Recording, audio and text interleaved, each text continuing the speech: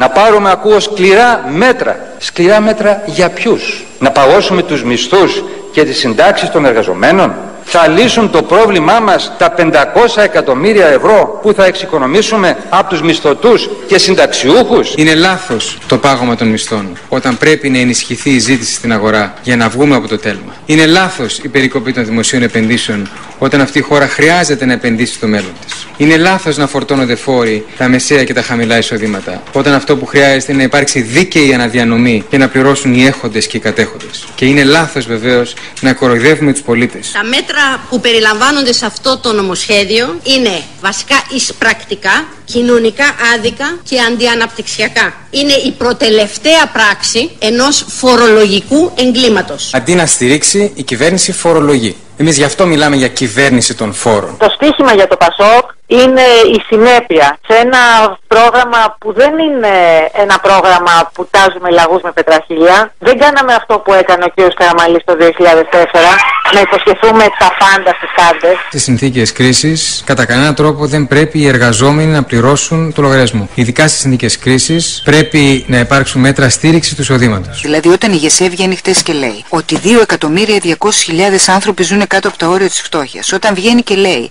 ότι το 1/4 των εργαζομένων στην Ελλάδα, το 1/4 των μισθωτών του συνόλου αμείβεται με κάτω από 700 ευρώ, τότε πια υπάρχει πρόβλημα.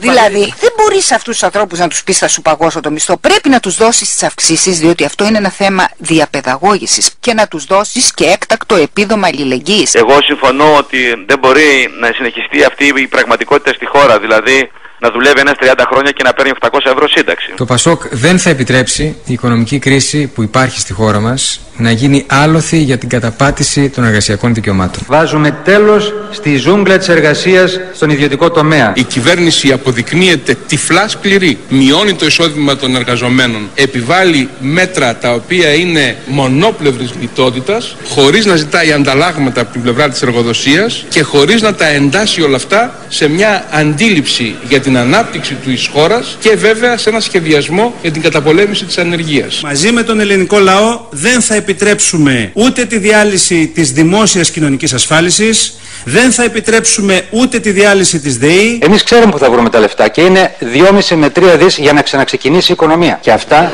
επειδή με ρωτάνε πολλές φορές πού θα βρείτε τα χρήματα, εγώ σας ρωτώ, πού πάνε σήμερα τα χρήματα? Γιατί λεφτά υπάρχουν. Υπάρχουν χρήματα. Υπάρχει κανένας που να αμφισβητεί ότι αυτή η χώρα παράγει πλούτο? Επιτέλους το να συζητούμε για παροχές είναι υγιές. Η πλειοδοσία σημαίνει υποκρισία. Ο υποκριτής θα φανεί αν κερδίσει τις εκλογές και δεν πραγματοποιήσει τις υποσχέσεις του. Δεν είμαστε αυτή η περίπτωση εμείς στο ΠΑΣΟΚ.